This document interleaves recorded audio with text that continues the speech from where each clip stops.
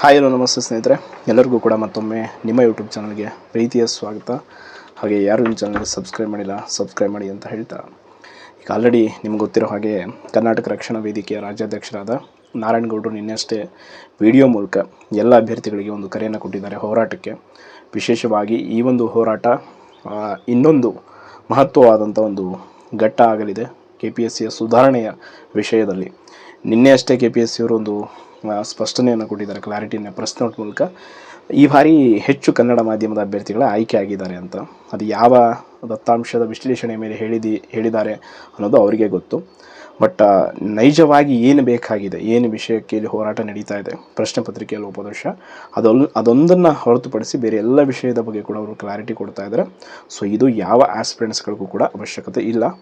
ಹಾಗೆ ಇನ್ನೊಂದು ಅಥೆಂಟಿಕೇಟೆಡ್ ಒಂದು ಇಂಟೆಲಿಜೆನ್ಸ್ ಇನ್ಫಾರ್ಮೇಷನ್ ಏನು ಸಂಬಂಧಪಟ್ಟ ಕೆಲವೊಂದಿಷ್ಟು ಅಧಿಕಾರಿಗಳಿಂದ ನಮಗೆ ಸಿಕ್ಕಿರುವಂಥ ಮಾಹಿತಿ, ಈ ಒಂದು ಹೋರಾಟದ ತೀವ್ರತೆ ಎಷ್ಟಿರುತ್ತೆ, ಏನಿರುತ್ತೆ ಅನ್ನೋದರ ಒಂದು ಆಧರಿಸಿ ಮಾನ್ಯ ಮುಖ್ಯಮಂತ್ರಿಗಳು ಮರು ಅಧಿಸೂಚನೆಯನ್ನು ಹೊರಡಿಸೋದಕ್ಕೆ ಸಿದ್ಧತೆಯನ್ನು ಮಾಡಿಕೊಂಡಿದ್ದಾರೆ ಸರ್ಕಾರದ ಮೂಲಕ ಅನ್ನೋದು ಈಗ ಒಂದು ಇಂಟೆಲಿಜೆನ್ಸ್ ಮಾಹಿತಿ ಇದೆ ನಮಗೆ.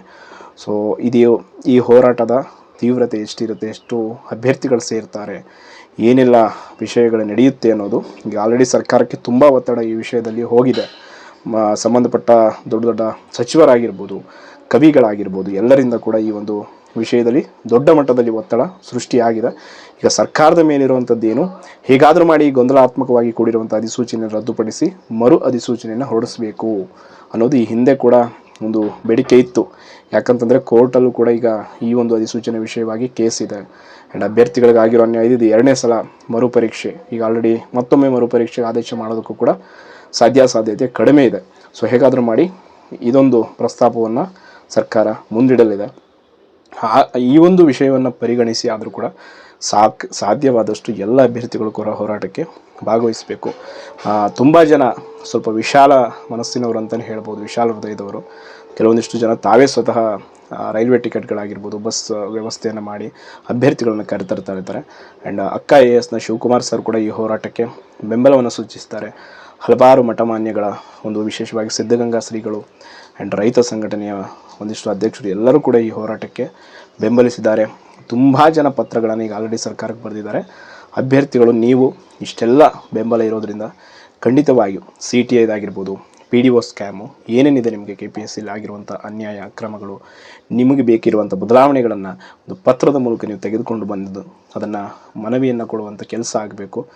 ಸಾಧ್ಯವಾದಷ್ಟು ಇವತ್ತು ನಾಳೆ ಹೊರಡಿ ಎಲ್ಲರೂ ಕೂಡ 18ನೇ ತಾರೀಕು ಬೆಳಗ್ಗೆ 10 ಗಂಟೆಗೆ ಫ್ರೀಡಮ್ ಪಾರ್ಕಲ್ಲಿ ನಿಮ್ಮ ಒಂದು ಹೆಚ್ಚಿನ ಸಂಖ್ಯೆಯಲ್ಲಿ ಹೋರಾಟಕ್ಕೆ ಭಾಗವಹಿಸಬೇಕು. ಕಳೆದ ಬಾರಿ ಆಗಿರೋದು ಒಂದು ರೆವಲ್ಯೂಷನ್ಗಿಂತ ಈ ಬಾರಿ ದೊಡ್ಡ ಮಟ್ಟದ ಬದಲಾವಣೆಯನ್ನು ನಾವು ನಿರೀಕ್ಷೆ ಮಾಡಿದ್ದೀವಿ. ಎಲ್ಲ ವಿದ್ಯಾರ್ಥಿ ಸಂಘಟನೆಗಳು ಯಾವುದೇ ಭೇದವೆಣಿಸದೆ ಎಲ್ಲರೂ ಕೂಡ ಇದರಲ್ಲಿ ಭಾಗವಹಿಸ್ತಾರೆ. ಈ ಒಂದು KPSC ವಿರುದ್ಧ, ಈ KPSCಯ ಕನ್ನಡ ವಿರೋಧಿ ನೀತಿಯ ವಿರುದ್ಧ ನಾವೆಲ್ಲರೂ ಒಗ್ಗಟ್ಟಾಗಿ ಹೋರಾಟ ಮಾಡಬೇಕು. ಖಂಡಿತವಾಗಿಯೂ ನಿಮ್ಮ ಒಂದು ನಿರೀಕ್ಷೆಯಲ್ಲಿ, ನಿಮ್ಮ ಬರುವಿಕೆ ನಿರೀಕ್ಷೆಯಲ್ಲಿ ಎಲ್ಲರೂ ಕೂಡ ಇದ್ದಾರೆ. ಸಾಧ್ಯವಾದಷ್ಟು ಎಲ್ಲ ಅಭ್ಯರ್ಥಿಗಳು ಭಾಗವಹಿಸಿ ನಿಮ್ಮ ಪೋಷಕರನ್ನು ಕೂಡ ಕರೆತರುವಂಥ ಕೆಲಸ ಮಾಡಿ ಅಂತ ಹೇಳ್ತಾ ಧನ್ಯವಾದಗಳು.